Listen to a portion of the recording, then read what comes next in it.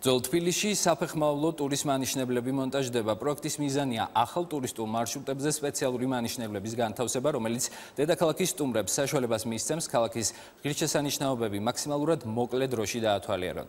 თბილისის საფეხმავლო ტურის მანიშნებლების მონტაჟი კონკას მიმდებარე ტერიტორიაზე უკვე დაიწყო. ჯამში ძველ თბილისში 1300 მანიშნებელი დამონტაჟდება.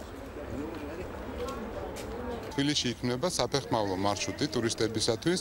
ეს მარშრუტი ასევე იქნება მარკირებული, გაივლის ძველი თბილისის ქალაქს და იქნება ერთ-ერთი მთავარი ატრაქცია ჩვენი უცხოელი დამსვენებლებისათვის და ტურისტებისათვის, რათა მათ დაათვალიერონ ძველი თბილისის უმნიშვნელოვანესი ტურისტული ობიექტები. მონტაჟდება თბილისის ლოგოტიპი ძირითად მარშრუტზე, რაც თბილისობისთვის იქნება დამთავრებული, ასევე მეორე ეტაპის სამუშაოების ეთვალისწინებს იმას, რომ ყველა ძირითად ისტორიულ და კულტურულ ობიექტზე იყოს განთავსებული შესაბამისი მანიშნებელი და საინფორმაციო აბრები, რაც კიდევ უფრო მეტად გაამარტივებს ინფორმაციის მიღებას ტურისტების მხრიდან და გაამარტივებს მათ გადაადგილებას ქალაქში.